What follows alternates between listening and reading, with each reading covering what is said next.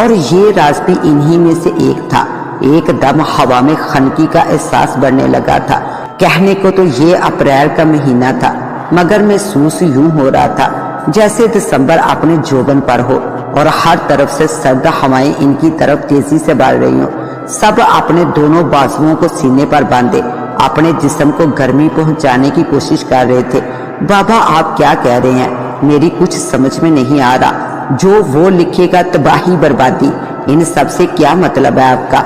रुबीना आगे बढ़ी, दुपट्टे को अच्छे से अपने गिर्द लपेटते हुए वो भी सर्दी से बचने की कोशिश कर रही थी। देखते ही देखते तमाम घरों की खिड़कियां दरवाजे बंद होने लगे। ऐसा मालूम हो रहा था जैसे सर्दियां लौट आई हैं और आतिशदान एक बार फिर रोशन हो चुके हैं। इस खराब मौसम में फकत ये 4 अफराद ही गांव के चौराहे पर मौजूद थे। दिन भर की बातें और मामूल को एक दूसरे से बांटने